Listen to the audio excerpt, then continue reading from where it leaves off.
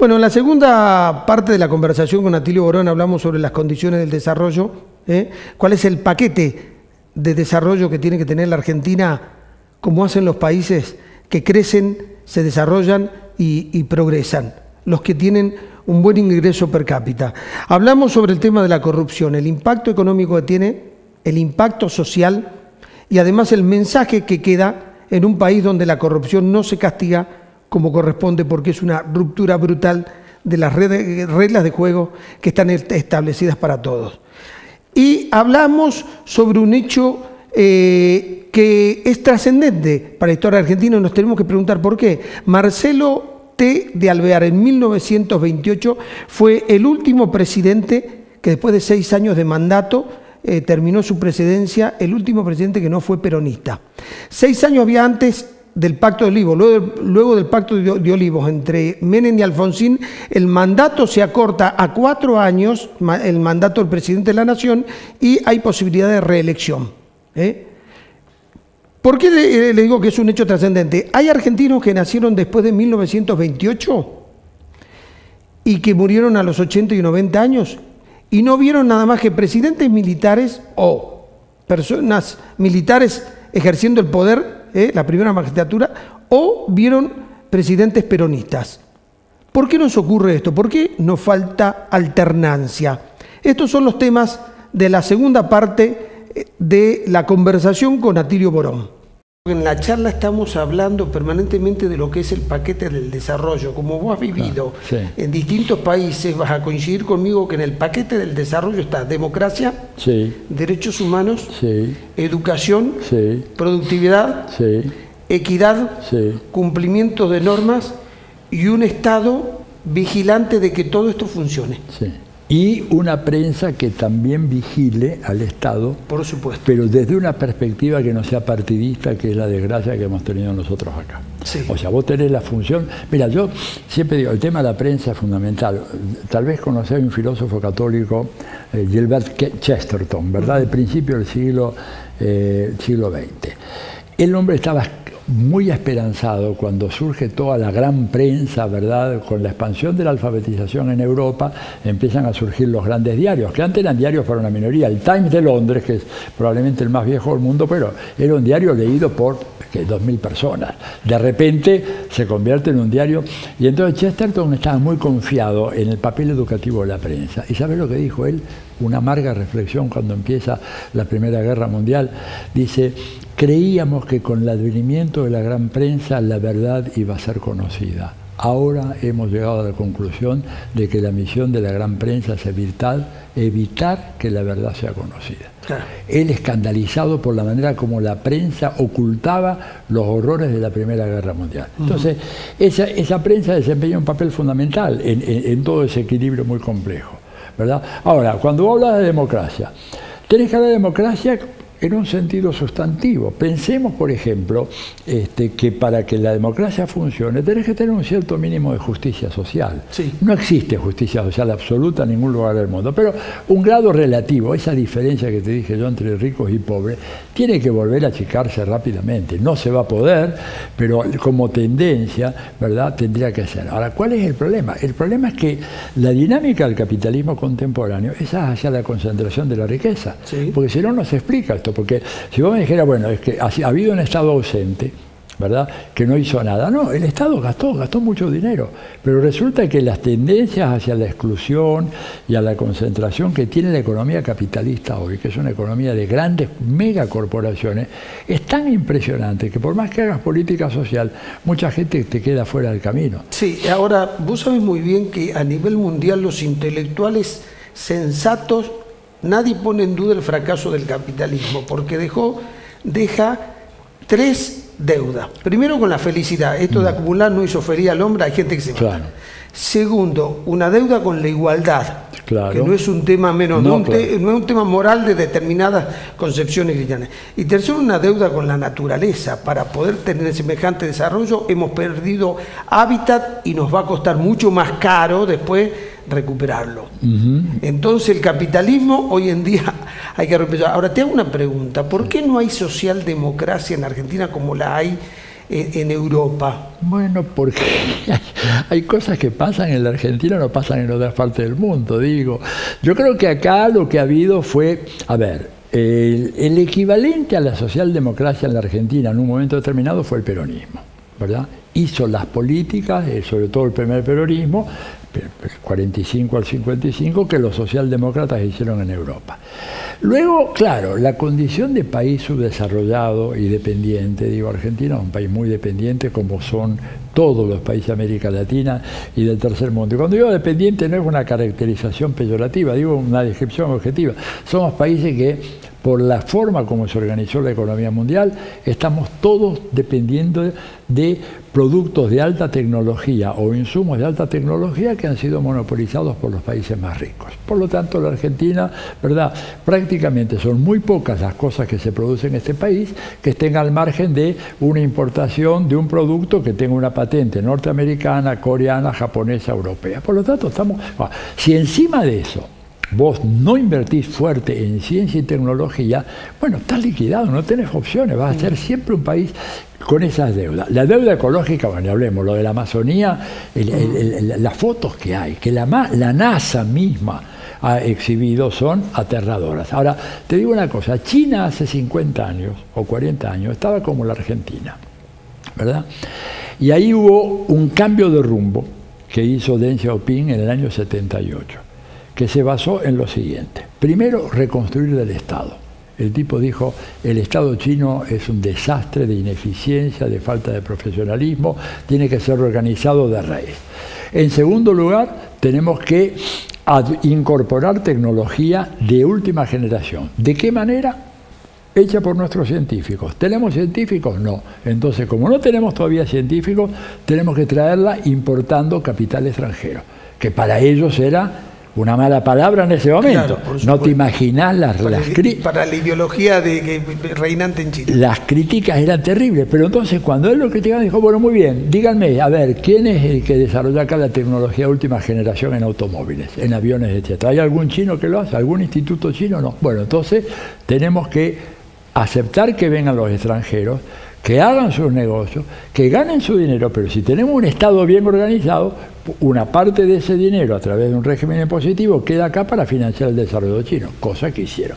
La tercera cuestión, que él dijo, una infraestructura de transporte, porque no tenemos ni caminos, ni puertos, ni aeropuertos, en un país que es 3 veces más grande que la Argentina, sí, ¿no? China es casi 3 Argentina. Pero la cuarta, que fue decisiva, tenemos que invertir fuerte en educación, en ciencia y en tecnología.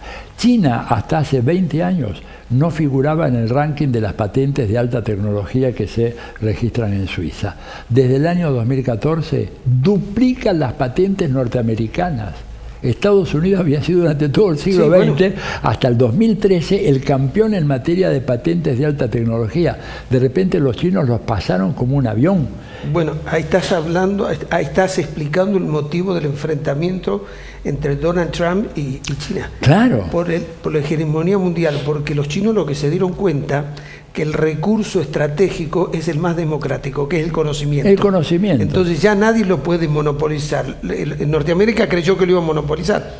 Y esto, en Singapur hicieron lo mismo. Así es. Como les faltaba gente para desarrollarse, fueron a traer los mejores promedios, le pagaron bien y los mandaron a las mejores universidades. Hoy China sigue haciendo ese camino. Cuando uno va, vos lo sabes muy bien, a las universidades de Estados Unidos, hay muchos más chinos que de cualquier otro país. Muchos más, y sobre todo en las carreras tecnológicas. En las carreras tecnológicas. Y cuando uno va a esto de que han creado clase media, quienes viajamos por el mundo, los vemos que ellos van en bandada, ¿viste cómo salieron la clase media? Bueno, han creado una clase media muy importante. Ahora, acabas de hacer un programa político.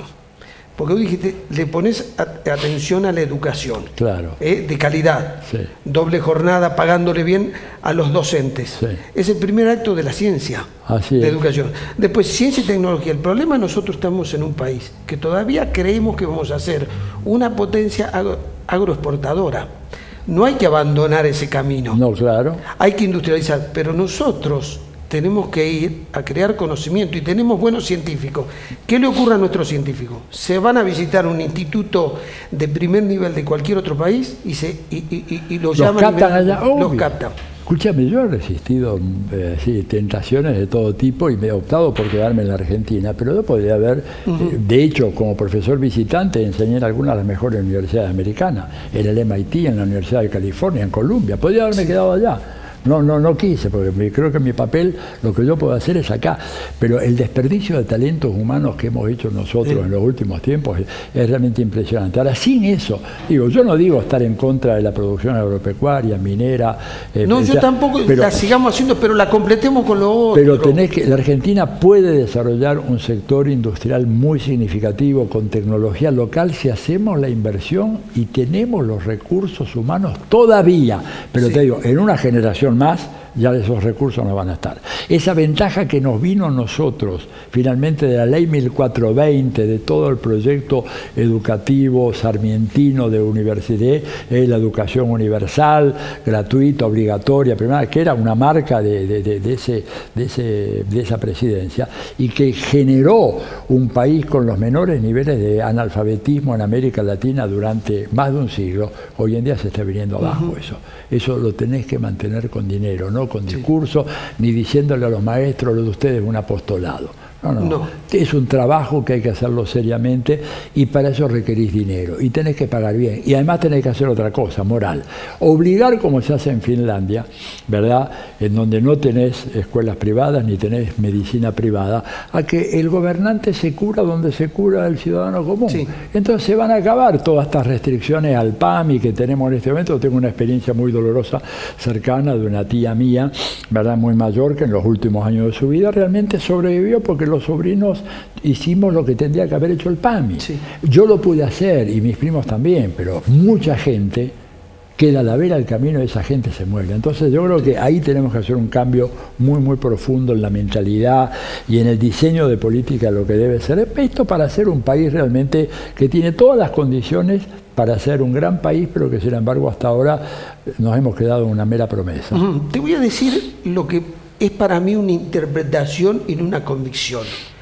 Yo lo que creo que el tema de la corrupción es un tema grave en la Argentina, ¿sabés por qué? No por la cantidad de dinero que tendría que tener un destino social y tiene un destino privado. A ver, José López, el tucumano, llevaba 9 millones de dólares. Son más de 500 millones de pesos, que vos ni yo lo vamos a juntar en nuestra vida. ¿Queda claro? Bien. Entonces yo lo que observo es cómo impacta culturalmente en los jóvenes la corrupción cuando tienen que establecer cuáles son los valores dominantes y cuáles son las conductas más premiadas de Argentina.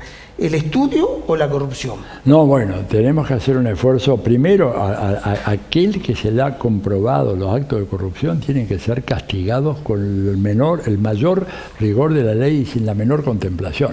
Te digo esto, la palabra menor surgió porque por la experiencia de China. Yo hablé con esto con los chinos. ¿Cómo combaten ustedes la corrupción? Es muy fácil. Una vez que se comprueba, fusilamiento.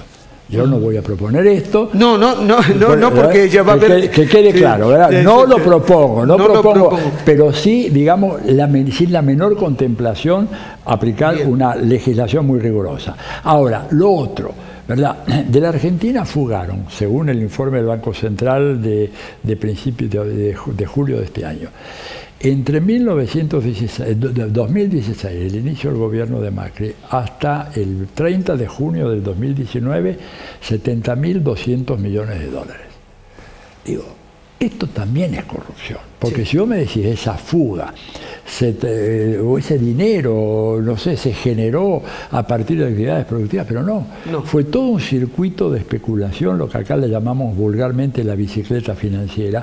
Bueno, y eso es corrupción. Yo hice un cálculo. ¿Sabés qué significa ese dinero en 3 años y medio? 6 bolsos de López por día. Por día.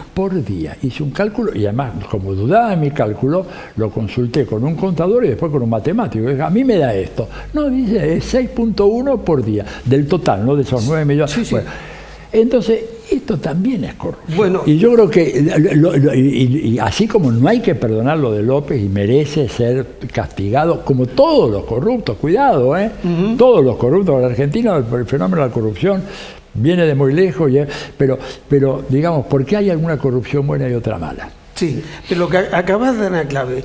Macri, cuando hace la repatriación de capitales, cuando después se fugan casi la misma cantidad. Bueno, pues eso es... Dejan neutro aquello que había parecido... Pero además hay una cosa real. Mientras a toda la sociedad se le pidió un sacrificio, vos encontrás con que los bancos ganan mucho dinero con las cosas, vos encontrás con que las petroleras, el sector de la energía... Entonces vos decís, a ver, acá hay unos ganadores muy bien identificados, este modelo. No es que se repartió la carga de la misma manera. Yo me veo en figurillas cuando voy al exterior a dar conferencias, como la que voy a dar hoy acá, y de repente me preguntan sobre el equipo gobernante. Y yo digo de que, bueno, por ejemplo, la mayoría de los miembros del equipo gobernante, comenzando por el ministro de Economía cuando era Duhovne, declararon públicamente que jamás traerían su dinero que tienen en el exterior a la Argentina. La gente me mira y dice, pero, a ver, usted está diciendo, me quieren preguntar de vuelta, está diciendo que un ministro de Economía de su país declara que tiene dinero en el exterior y no lo trae al país porque no le da garantías. Entonces, si ustedes son un caso... Bueno, Atilio, esto explica por qué la lluvia de inversiones nunca llegó. No, claro. ¿Qué dijeron los inversores? Yo voy a ir a invertir a Argentina. Escúchenme, ¿y ustedes en qué invierten? No, tenemos el dinero afuera. Claro. El inversor no llegó a Ezeiza. No. Porque tiene razón. Pero evidente. Porque, a ver, tiene razón, es sensato. ¿Cómo es posible? Ahora, bueno, hablando del tema de la corrupción, ¿cómo vivís el hecho de que estamos acercándonos a una elección donde la candidata a vicepresidenta, expresidenta, tiene 12 causas, 6 pedidos de desafuero y 5 juicios en funcionamiento? A ver, ¿qué mensaje deja esto? El mensaje que deja es que la justicia tiene que expedirse cuanto antes. Esos tiempos de la justicia, a mi manera de ver, son tiempos políticos, son jueces que están oteando el escenario para ver cómo es que va a ser la cosa dentro de un año y en función de eso actúan, por lo tanto violan las normas fundamentales del Estado de Derecho, y si se comprueba de que esas causas tienen fundamento y que efectivamente ese dinero mal habido fue apropiado para el expresidente, ella tendrá que pagar lo que determina la justicia. Lo que no puede ser es la proliferación de gente que está en prisión preventiva sin sentencia firme. Claro. Esto es otra locura, digamos, que tenemos que terminarla, no puede ser. Si alguien está con sentencia firme, probado de que ha robado, de que es corrupto, tiene que ir a la cárcel. Yo no voy a salir a defender a nadie, absolutamente nadie, ¿verdad? Porque yo pueda tener una cierta simpatía o una cierta antipatía, no importa. Si está probado de que se robó, tiene que pagarlo y tiene que los jueces emitir la sentencia y cumplir la sentencia y punto. Lo que pasa es que vos tenés acá todo esto que se va alargando y además una justicia federal que entre nosotros la verdad que deja mucho que desear. Bueno, miremos las encuestas a ver cuánta confianza tiene la justicia. Están en el subsuelo. En una época, fíjate que los dirigentes sindicales eran los más desaprobados y ahora son los jueces, lo cual habla de un problema gravísimo para el país. Pues es que un dato lo chequeé esto en un seminario internacional con algunos colegas, también de Europa y de Estados Unidos, aparte de América Latina, y yo les contaba la experiencia de los cuadernos del señor Centeno, ¿no es cierto? Entonces, bueno, llegaron ahí con una fotocopia, etcétera, etcétera, etcétera, y todos me preguntaban, bueno, ¿y los originales? No, los originales fueron destruidos, fueron quemados. Entonces, pregunta inmediata de todo.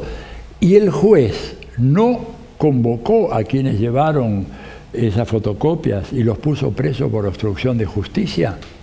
Porque dice, en Estados Unidos, si vos te presentás ante un juez con una fotocopia, ¿verdad? Y le decís, no, pero el original lo quemé, te pone preso a vos por obstrucción de justicia. Más allá de que habla una investigación sobre el otro, pero vos y el periodista que lo llevó están presos. Acá se convierten en héroes de la democracia. Claro, porque uno está obligado en la Argentina cuando conoce un delito y cuando tiene una prueba entregarla en la justicia. Tenés que entregarla. En Estados Unidos no podés entregar una fotocopia, tenés que entregar el original. Porque además la fotocopia no podés hacer la pericia caligráfica para ver exactamente la época, o sea, datar el suceso. Sí. Macri, si termina el gobierno, habrán pasado desde Alvear de 1928 100 años. ¿Qué nos quiere decir? A ver, 100 años de que un presidente que no fue peronista termine su poder. ¿Esto qué significa para graficarle a la gente? Quien nació después de 1928 de Alvear y murió a los 80, 90 años, solo vio gobiernos militares y gobiernos peronistas. Y gobiernos peronistas. Y lo otro que no terminaron. Bueno, habla de una evidente, una cierta dificultad para construir un orden político estable. Y con alternancia. Y con alternancia. Y dificultad además para establecer reglas del juego claras. Poco apego a las normas democráticas, ¿no es cierto? Yo creo que hay un problema muy serio ahí, porque, a ver, el peronismo fue proscripto 18 años, los comunistas fueron proscriptos también mucho tiempo, otras organizaciones políticas, o sea, la proscripción habla ya de un problema serio, de que hay una parte de la comunidad política que es estigmatizada, considerada indeseable y que no debe participar. Cuando Arturo Illia, que es un presidente cuya gestión debe ser revalorizada, a mí me parece que es importante como un ejercicio de los argentinos, cuando él quiso acabar con la proscripción del peronismo, ¿verdad? La grieta famosa que ya viene desde la época de Cornelio Saavedra y Mariano Moreno, que no se inventó ahora, la grieta lo tumbó a Illia, que fue un presidente que se dio cuenta que él había llegado a la presidencia, pero que eso era el tramo final y que había que legalizar el peronismo, acabar con la proscripción.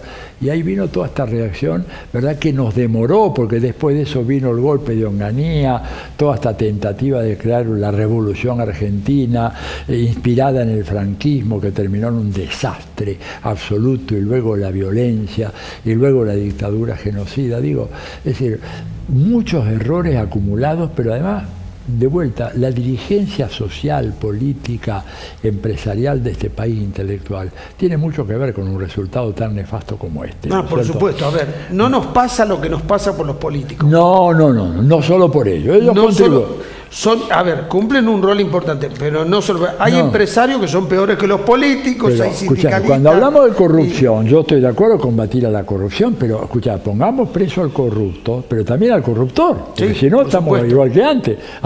Acá lo curioso en Argentina es que para la prensa lo que hay son corruptos, pero no hay corruptores, lo cual es un absurdo. Es decir, hay que poner preso a los corruptos y a los corruptores, ¿no es cierto? Y que cada cual asuma esta responsabilidad enorme que tenemos en este momento, donde se acaba el gobierno de Macri, no tiene ya posible resurrección, se inicia un periodo nuevo.